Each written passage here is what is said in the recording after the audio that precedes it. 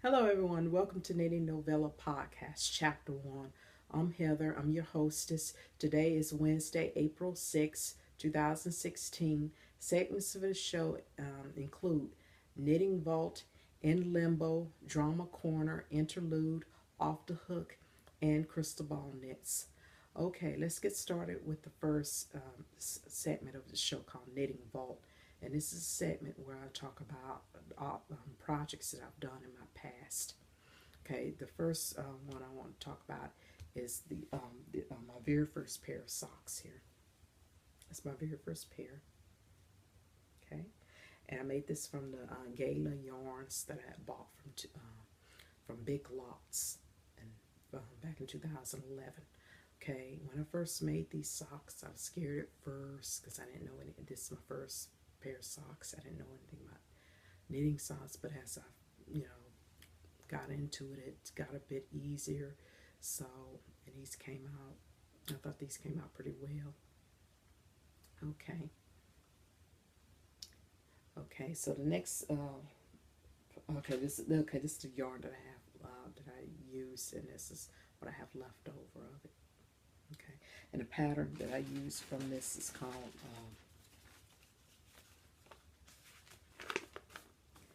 Magic Strike Basic Socks. Is a free pattern from Lion Brand Yarn Company. See? Okay. Okay. The next project I'm going to talk about is this lemon coconut tissue cozy. See? This is a tissue box cover. See with the okay. This is the cherries here. This is the tissue. Okay. Okay, the pattern, I got this pattern from the Twinkie Chance Crochet Goodies for Fashion Foodies, 20 Yummy Treats to Wear. And this is it right here. Okay, this is, okay, yes, the lemon coconut tissue cozy. Okay. It was okay making this project. The only tedious part about it was doing the loops. I had to make sure that each of the loops matched the height of them each matched. So it was okay. I mean, would I make another one again? Maybe, but not for a while. Okay. And this book, yeah, this book here. Okay. Okay, the next object I'm going to talk about is this cap that I made. This is a crochet cap. And this is from the Slouchy Beanies 9 Knit and Crochet Designs. Okay, and this is the pattern of this is called Scene Stars. Okay, and everybody can see my hat. Okay.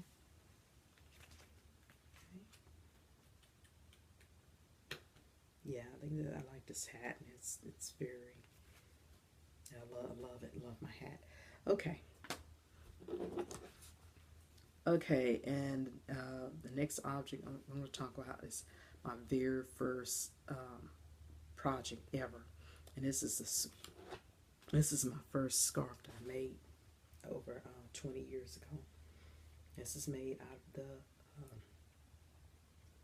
of acrylic yarn.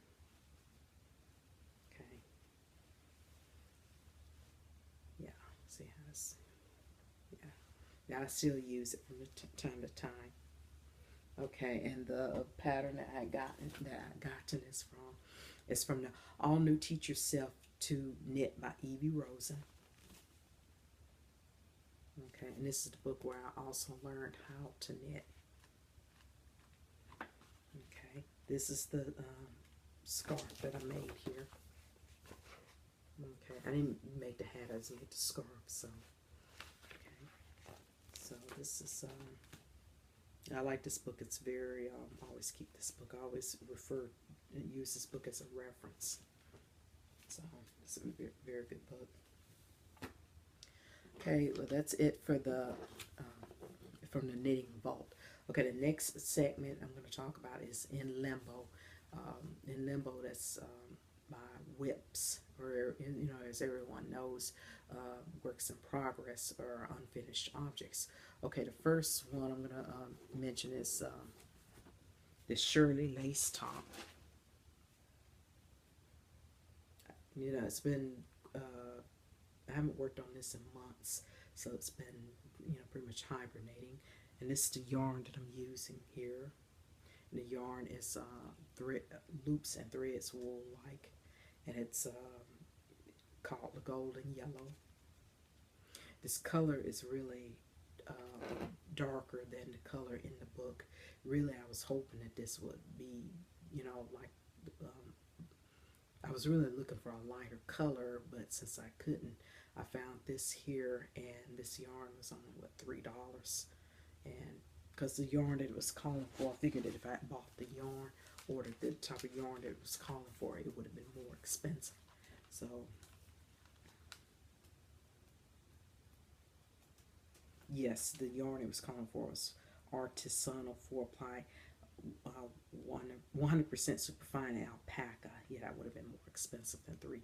So that's why I opted for the yarn that I'm using. And this is the sweater that I'm making, and this is the pattern, the Shirley lace top. Okay, so hopefully I'll try to make some progress on it. You know. Okay. All right. So the next project that I have that's in limbo is the, okay, it's called Rick's Socks here. And this is a pattern by Cookie A. It's called Rick. See, this took a while to make. This took months to get to this point, so I'm about to commence on the heel flat part. Okay, and the yarn that I'm using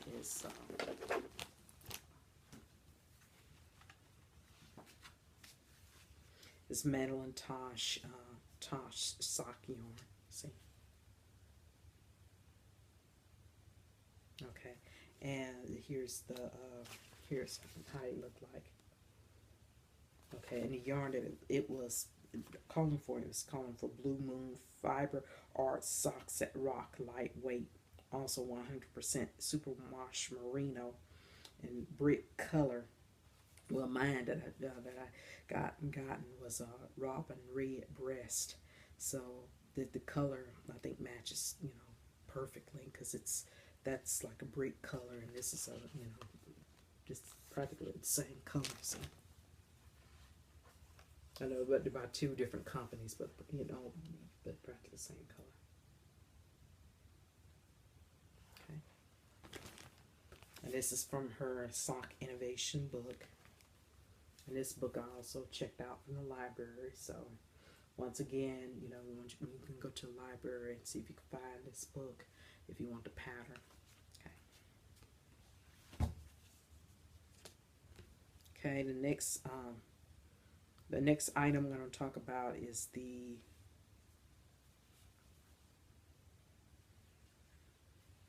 hopefully I have that sock finished. Well, I may not have it finished, but at least be midway on the foot part, and hopefully I'll have it finished like I have this sock here. This is a sock that I made here. Okay, and this is made out of the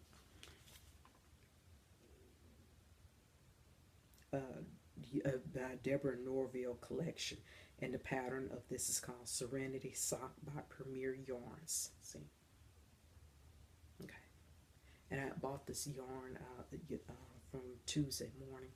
Okay, now everyone will hear me mention this store quite often. It's one of my favorite stores to shop at, and they do have yarn, and they don't have that much of it, but you know, I love that store because it sells yarn that you know, that I ordinarily wouldn't find in, like, let's say, quote, big box stores.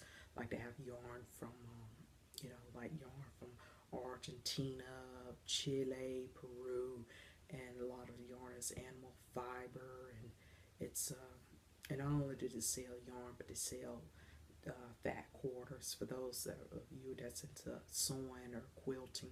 They have that. They have needles. You know, they have, as well as they have other things as well. So, okay. Okay, this is the yarn that I'm using here. Okay, and I'm starting on the second sock. I want to make sure that the stripes match.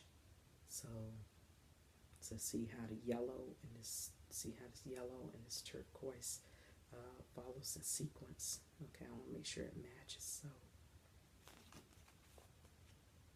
okay, okay. Yeah, the Tuesday morning I've kind of like have designated as my um, LYS store, even though it's not really, as everyone would know, that means local yarn shop. It's not a yarn shop, but it does sell yarn, but it sells other things like items for the bedroom, items for the kitchen,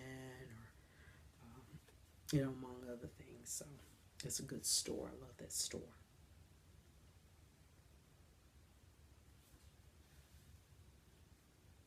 Okay, and the sock that I made it, it took about a week to make, so it's practically a no-brainer.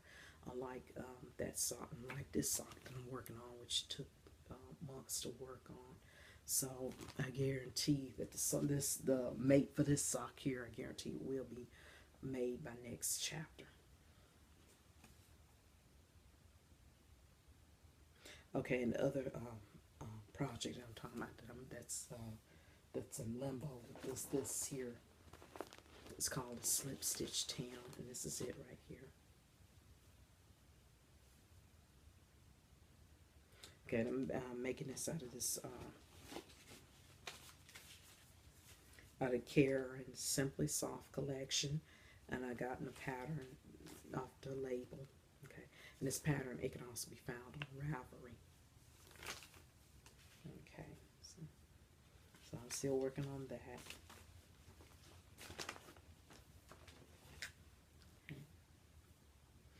Okay, well, that's pretty much it for In Limbo. So, okay, the next segment that I'm going to talk about is one of my favorite segments. It's called the Drama Corner.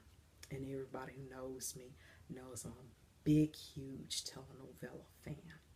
As well, I like also watching K-dramas. I love watching those as well. But I mainly love watching telenovelas. It's all I watch. Well, not just all I watch. I watch other shows. I watch shows that are in English when I want to get my knitting done. Like I watch, all the Real Housewives shows. But the telenovelas, when I'm watching those, I can't knit and watch those at the same time because I'm constantly having to read the subtitles. So that is definitely not for TV knitting, unless if Spanish, if that's your first language and you can knit and watch at the same time, you can. Or but it's like with me, I somewhat can a little bit, because on Hulu I watched a few episodes of a telenovela without any subtitles, and I can understand some of the things because I had been studying Spanish for a long time, since I was in college, and I've been studying off and on for so many years. So I can speak Spanish, not fluently, but pretty much enough to get by. So okay, yeah. A good thing about watching telenovelas and dramas is that you get to learn, about different cultures and about, different countries. Where these where these shows are being, where these shows are located at. So it's very interesting for people, like myself. Like I've never traveled before, I've never been anywhere. So this is a perfect opportunity to see how other people, you know, how other people live, and you know, so and just